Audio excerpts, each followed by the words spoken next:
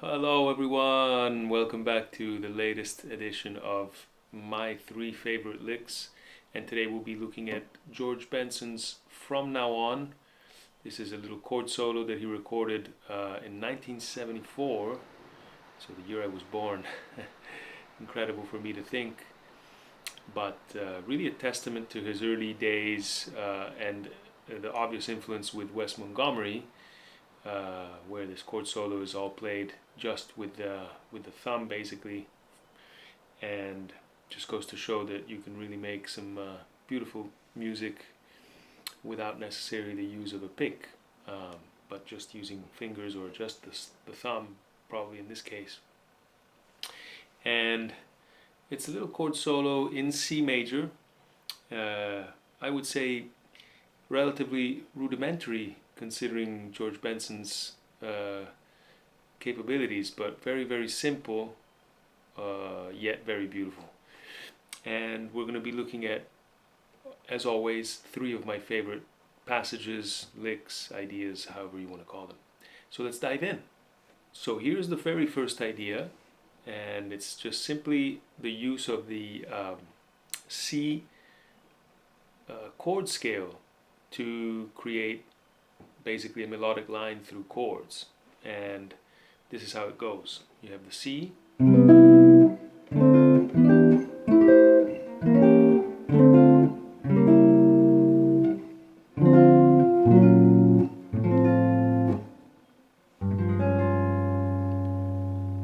so let's go through this. We have basically C, D minor, E minor, and then A minor. So it's all diatonic that until there. On the way back we have E diminished. Now E diminished works because if we look at a turnaround, for example, of C, you could have C major, A7 as a substitute to the minor, and then D7 or 9, and then G7 or 13. If I want that E to keep ringing, right? Or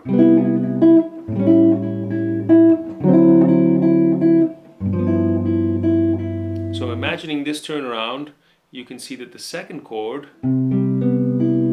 as a substitute to A7 can be basically D or C sharp diminished.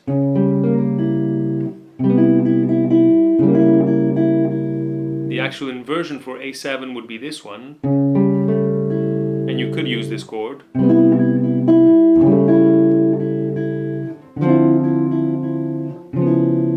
But you could also just, instead of using the actual dominant inversion, move up the index half step, and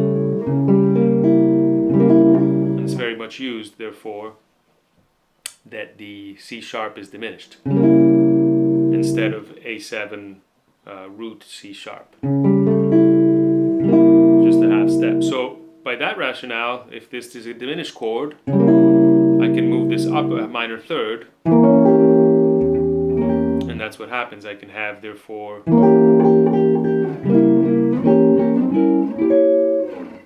the E diminished as part of a chord choice when I'm looking to harmonize, right?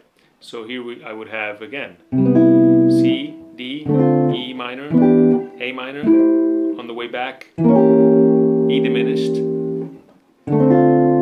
D minor again, C sharp diminished, D minor this time this way, then I would have this basically E flat minor 9 with a root of B flat, and then I would have this basically D minor 7 with bass of A, and then off to basically this would be G7 altered, or G over the triad of C sharp major.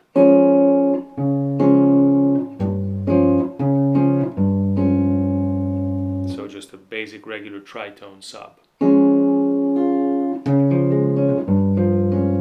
Okay, so again, nice and slow.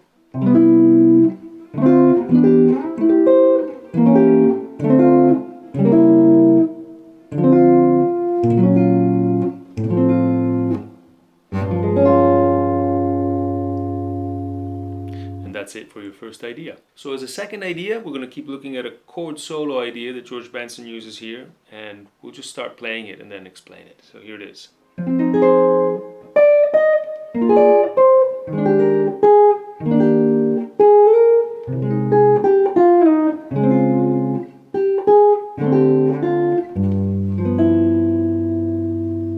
So here again, it's just these chords really contain already within them the notes of potential melodies. So here we go. If we have basically a 2-5, it starts out with a 2-5 and E flat major. So that would mean F minor to B flat 7.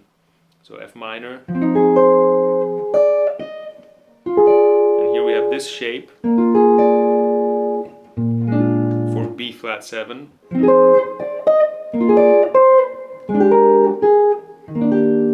There's your 2-5 resolving, right? So 2, F minor, B flat 7, B flat 13, resolving to E flat major, and here we have this, which is basically the inversion for A flat major or A flat dominant. So once you hit so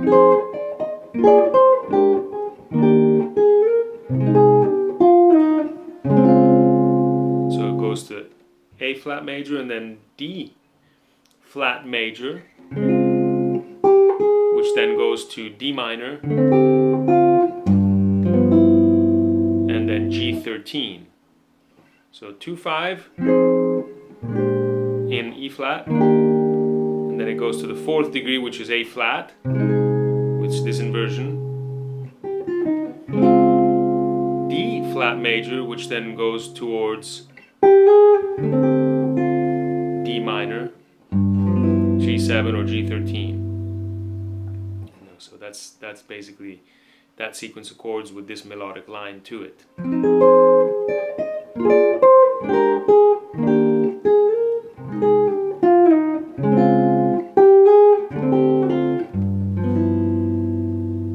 Very simple, very tasty, very effective, and yes, very beautiful. So that's it for your second idea. The third idea, which I think is very, very practical, and you can really simply just steal or make yours and find variations to, is the ending, the very ending, which is just a little beautiful way to use a C pedal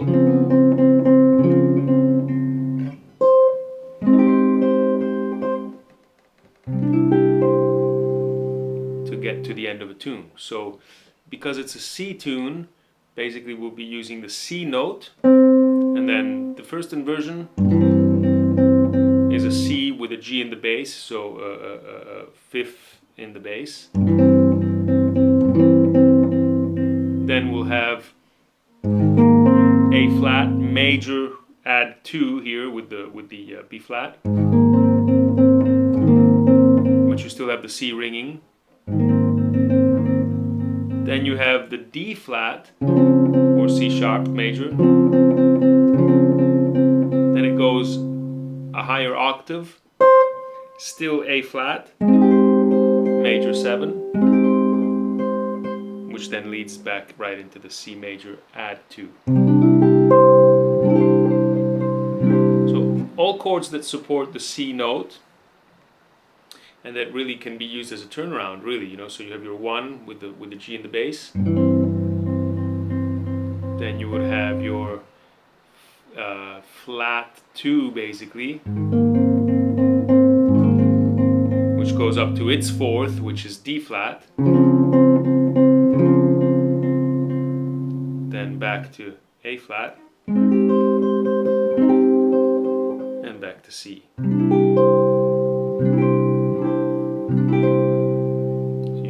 really use that and find variations to that, right?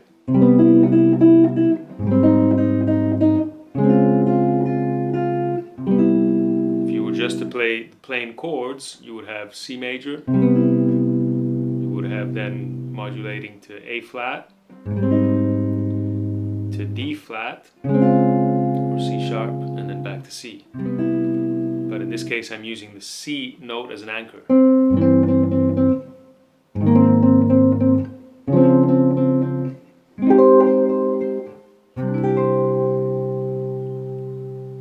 And that's it for your third idea. Awesome, so I hope you enjoyed these ideas as much as I did and do, and love learning from and then trying to apply it to my own playing. And if you like what you've heard and seen, please subscribe. It helps the channel, it helps me, helps me keep going, gives me motivation and inspiration to continue sharing these little nuggets that I go discovering when I listen to my favorite music. And yeah, thanks for tuning in. We'll see you soon on a new episode of my 3 favorite licks. Peace, love, and happiness to you all. Ciao.